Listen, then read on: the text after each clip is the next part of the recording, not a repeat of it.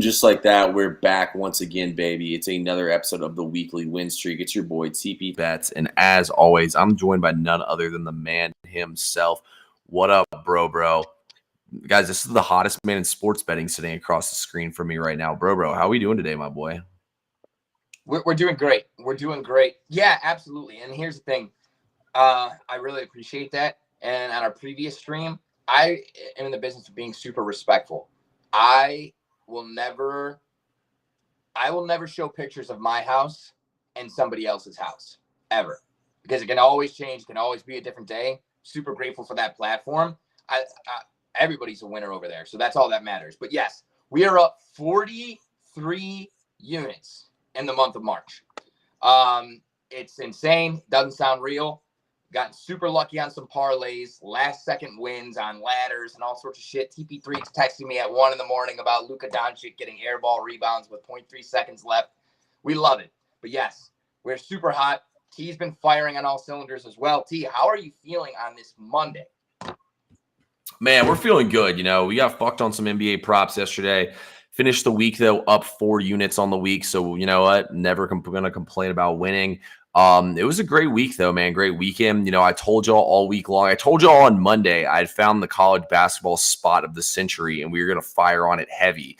And it was going to be a game on Saturday. And it was Utah State. And what happened? I was out with some friends watching the end of the Auburn Alabama game, and I went to get a drink, and I pulled my phone out, and I said, oh, wow, the Utah State game started 17 minutes ago. And I pulled up the score, and you know what the score was, bro? What? It was about 4 minutes to go in the first half, and the score of the game was 41-15. Yeah, that's beautiful. I love that for you.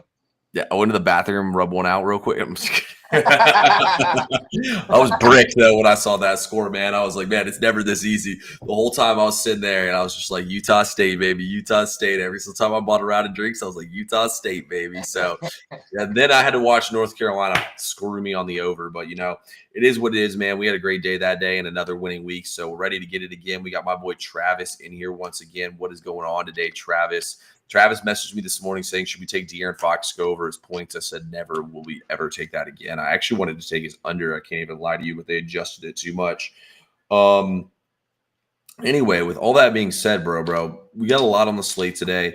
It's going to be an insane week, guys. Bankroll management. Manage your bankroll. There's going to be so many games the next couple days to fire on. You don't want to be sitting here out your entire bankroll on Monday. Use discipline today. With that being said, let's get into it, bro. We'll start things out here in college hoops. It's not really that great of a slate. Do you have any pick you want to give the people, or you just want me to give one? No, yeah. I just want to give advice. Just listen to exactly what TP3 said. Unless there's an angle that you absolutely love, I have one singular play on SoBet in the VIP in college hoops, and it's a 2-leg money line parlay. So I didn't even like spreads to the point where I want to take a side on spreads. I will say, though, one of my money lines is one of the plays that I believe T Pizzle may be giving out on this stream. So I will vouch and pledge for that. T, what you got? I'm going to keep that one in VIP. I want the same play to be okay. used on there. So, yeah, unfortunately, I'm not going to drop that one for the people. But anyway, guys, I have a play for y'all. Yesterday, it was my free play over in the game. So, I mean, why don't we go back to the well game to go over? I will say we got saved in overtime, but they missed a lot of easy shots. So, we have Furman taking on Wofford tonight. We have a total of 137.5. And both these teams have gone over the total in 4 out of their last 5 games, including 5 out of the last 7 head-to-head meetings between both sides. This is the conference championship game, by the way. Total is 137.5. They both exceeded the total of 140 in both meetings this season. Both offenses rank currently top 4 in the SoCon. Furman, the number 2 offense. Wofford, the number 4 offense. On top of that, both teams are top 25 in three-point rate. Wofford is 23rd, and Furman is 5th in three-point rate. So they're going to be chucking threes in this game. Furman's also 14-6 to the over in conference play, and they're off an overtime game on their third game in Yeah, their third game in 3 nights, and Wofford's in the exact same spot as well. This will be their third game in 3 nights. Something's going to have to give in this matchup. Wofford is 7-3 to the over when their total is below 140. I think with the way this line sits, there's too much value here. We're going to go over the total in this game. I think it's going to take 70. I think the final score of this game is going to be like 73 to like 70 or something like that. I don't think it's going to be like by a mile. I think we're going to be sweating, but I think we're going to get over this total. No, yeah, I really do like that. Both the teams are offensively efficient, and you know, a lot of times what you see in games like this, correct me if I'm wrong, but neither of these teams were the 1 seed in the tournament. These are, I believe, a 5 and a 6 seed or a 5 and a 7 seed. Either, whatever the case may be in terms of their numbers, when you have teams that are kind of from the middle of the pack, they almost, you'll see it in races and horses and dogs and everything like that. The middle of the pack will push each other forward. They'll push each other forward and push the pace, moving much quicker than they normally would run if they're by themselves. And that's what you're going to see today. 2 teams running at pretty much the same pace. And when the other team's right in front of you, you know what you want to do? You want to run, and get ahead of them. You know what you want to do when the other team gets ahead of you? You want to run, and get ahead of it. So I love that play. Yeah, no, man, it's going to be a good ass game. I really think they're going to get it done though for us here. So we like the over in this game. I actually think Wofford's going to beat Furman in this game. They played pretty close last game. Wofford was favored. So yeah, and also this total is a lot lower than it was set in both games. So yeah, everything lines up here for me here to take the over. Only other games on here, I obviously do have another play. One other piece of advice and things to look for. Let's see here. Let me come over here to the games real quick. I did cap a decent bit of these games today. This is just the only one I found, the only 2 I found to really be playable out of everything I read and saw. College of Charleston is on a back-to-back overtime game here. I'm going to be honest with y'all. I actually liked their numbers more than UNC Wilmington's when I capped it. They did just lose by 20 though at Wilmington. I still liked everything that I saw for Charleston. I kind of like the over in that game, and I kind of like College of Charleston plus the 4.5. But the fact they're off overtime, I'm not going to take them. And then Pepperdine versus St. Mary's. Pepperdine is now playing their 4th game in 4 nights, and they're going up against the number 15 defense in the nation. 19.5 is a little more than I'm in the mood to lay here, but I honestly think Pepperdine is going to get absolutely waxed in this game by St. Mary's. And then yeah, that's pretty much all I have for tonight's games. Do you have any input on any other games on the slate, bro? I do, and it was almost a game that I pulled on, and the fact that they are out their second best player due to academic ineligibility makes it a 100%, just a no play for me. Mm-hmm. But I really think there's value in a look. If the line continues to move, if it gets above 15, if you see 15.5 pop on San Francisco or higher, it's just too many freaking points, man. It's just too many points. Gonzaga is going to be looking ahead to the matchup against St. Mary's. Mm-hmm. St. Mary's has dominated them this season. It's been the thorn in their proverbial side, if you will. San Francisco is a tough physical team that can score.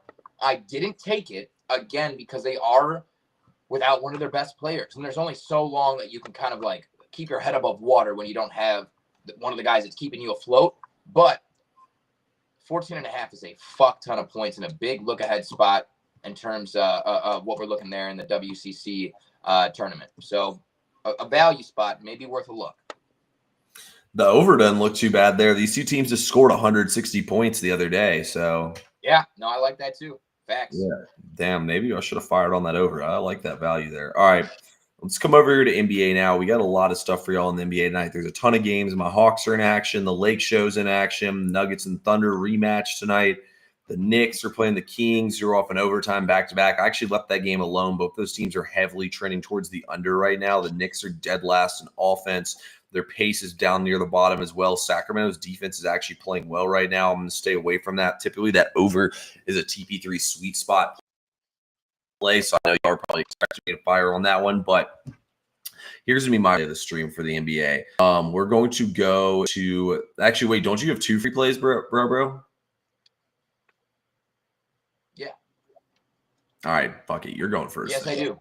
So I don't have to do it. So you don't have to Okay. go back. You're going first. Bump, bump, bump, bump. Whatever you like.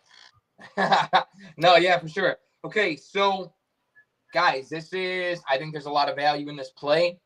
And in the NBA, it's very, very hard to find value spots.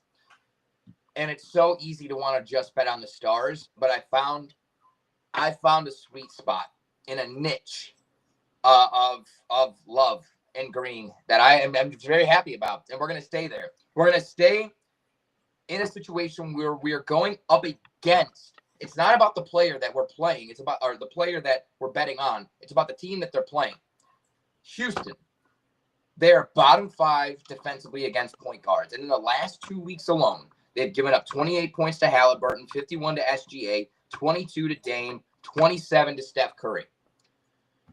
The only point guard to not score more than 20 points against them was CJ McCollum's ancient fucking mid-ass. So we go to the Magic, and unfortunately, Suggs is out with a season-ending knee injury. We hate to see it, but it allows an opportunity for Tar Heel Cole Anthony to run the show. And that's exactly what he's going to do. Guys, it's a very bad matchup for the Magic star players, Paolo and Franz Wagner. You have Sengun and then Dylan Brooks down there. Those guys are both very capable defenders and also require attention on the other side of the ball to guard them. I think all of that leads to points need to be scored in this game. Houston's terrible defensively against the point guard. And whether Van Fleet plays or not, it makes no difference because Van Fleet is like one of the worst defenders in the league. He plays little to no defense at all. So that makes no difference to me. Cole Anthony is the play here. Cole Anthony over 12.5 points. I chose on the VIP to ladder him at 15 for 0.5 units, 15 plus points, 18 plus points at 0.35 units, and 20 plus points at 0.25 units. And we're going to sweep the board. I kind of love that play. Feels like and I love that you love it. Yeah, it feels like Cole Anthony should be due for a huge performance here. Houston's definitely down some bodies. Amin Thompson's out of there, one of their best perimeter defenders. So Dylan Brooks is going to be on one of the Wagner twins, like you said, or Wagner or Banchero. So he should have a pretty easy offensive matchup. Like if he's Jalen Green on him, that's Swiss cheese right there. Aaron Holiday. I mean, Aaron Holiday's like 5'10". He ain't guarding fucking anybody. So yeah, it should be a lot of points here for him in this matchup. What you got in the NBA, T? What you got? Yeah, man, we're going to the Lake Show versus the Nets. I actually have 2 plays in this game, but I'm going to go with Luka Doncic to go over 30.5 points tonight. He's gone over 30 points in 4 out of his last 5 games. I mean, you just look at this Nets team. Who's going to check Luka Doncic? They got nobody over there, man. Cam Johnson, give me a break. He's not standing in front of Luka Doncic. LeBron James is out. Jackson Hayes is out. Luka typically plays the entire first quarter, and he scores anywhere from 10 to 17 points in these first quarters. And he's going to have nobody to really answer to. It's going to be him to take free reign of the offense. And typically in his days when he's with Dallas, his prop line sits anywhere from like 31 to 33.5 points. So this is the definition of value here at 30.5. No LeBron in the lineup. The Lakers playing great basketball tonight. Luka Doncic goes nuclear tonight. I think Luka goes for 40 points tonight and has his first huge game as a Laker. He's playing in the Big Apple too. So why not? Luka, Big Apple. Luka goes off here and torches the bad Nets team. Yeah, I love the play. I love the play so much that I may have one very, very similar to it. I may just. Oh, bro. But yeah, I mean, Hakimura's out. LeBron's out. Dorian Finney-Smith out. Hayes, as you mentioned, out. Last 2 games head-to-head against Brooklyn, 35 and 49 points. Sheesh. So, that's trending towards a sunny day when it comes to that slip right there. Green check mark is something I predict. Let's hope. T, is there any other games or leans that you want to talk about before we get to the last free play of the day? No, not really, honestly. I mean, I think this OKC Denver game's gonna be interesting. I thought it was interesting how Jokic didn't go over his points or his rebounds and assists yesterday, and it got bumped from 23.5 to 24.5. So I thought that was pretty interesting that got bumped up. It almost tells you that he's probably going to go over in this game. And I kind of do lean the Nuggets plus 10 as well. I mean, that game was a lot closer than the score reads. It just kind of like the Nuggets just went cold for a stretch in the fourth, and Oklahoma City went unconscious. Also, too, Oklahoma City was foul hunting so hard in that game. They're not going to be able to do that shit in the playoffs. But other than that, nothing too crazy. I think that Knicks game's interesting. The Knicks have kind of like shifted their play style to become more of an under team rather than the Kings have as well. They're playing hardcore defense. So that game, like, I really want to take the over in that game, but nothing supports it except for the fact the Kings are on a back-to-back off overtime. So I don't know, man. I got to stay away from Knicks totals right now. Something I feel like is fundamentally changing with this team, and they've realized that the way they are playing doesn't work. So something to keep your eye out on. Okay. Yeah, I like that. Dude, I was looking at Karl Anthony Towns late night. But, dude, I can't trust him. I just can't trust him lately. Well, he seems like he's due for a big performance, and the Kings are horrible against centers. I think they're giving up 27 points per game right now in their last 7 against centers. But, I mean, it's just such a high number tonight. It's like 26.5. Yeah. I can't. That's just one, unless you're a proven guy that goes out, like you said, Luka last year or anytime when he was on Dallas, stat line was 30 points a game. And he's hitting it consistently. Like Karl Anthony Towns, he'll go out there and get you a 40 piece every once in a while, but then he'll come out and lay like a 13-point game on you, and it's just like, golly, man, I can't back that. Yeah, I mean, Cat's been pretty good to me, but I'm not touching that one. Yeah, no, I couldn't either. All right, fair enough. So, guys, you've got locked in by TP3 for months and months and months. Fire NBA and college hoops analysis back when we had football the same. We also have MLB coming up, and don't forget, TP3 is extremely sharp in the MLB. Make sure you guys are giving him a follow on all social medias. Make sure you have notifications turned on YouTube for when he posts and when we go live. Same for me. Give me a follow. Make sure that you are locked in. Okay, so we're off the Utah play. Perfect. But make sure that you're locked in and ready for action.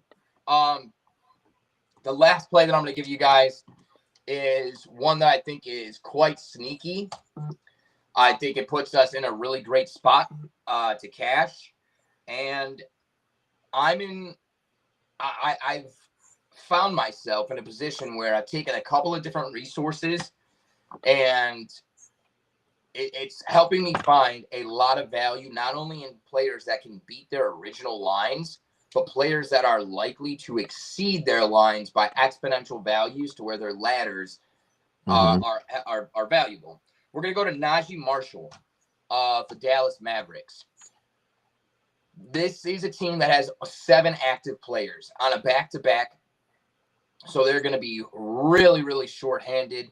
There's going to be tons of points scored in this game. San Antonio doesn't play any defense. Dallas can't play any defense. PJ Washington's out. You have a whole bunch of other people out as well. In the last 2 games, Najee Marshall has 40 minutes and 41 minutes. I'm going to read you his stat line in the last 3 games. 22, 2 and 11, 29, 2 and 17, 34, 10 and 9. Okay. So I just explained, for all those reasons, we're going to take Najee Marshall over 33.5 PRA, and we're going to ladder it all the way up to 45. So you'll do 33.5 PRA at minus 121.2 units, 40 plus PRA at plus 240.5 units, 45 PRA at plus 600. I did 0.5 units. I'd recommend doing 0.25 units.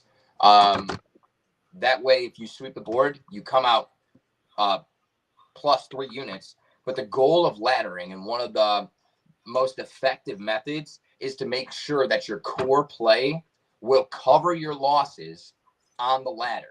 So you never want to ladder more than what your core wager is, because if you win your core wager and you lose your ladders, you'll come out as a break even, basically. If you ladder more than your core, you're fucked. So unless you hit all of them. So just take that for what it's worth. In that situation, it'd basically be a break even. But I still really, really like that play.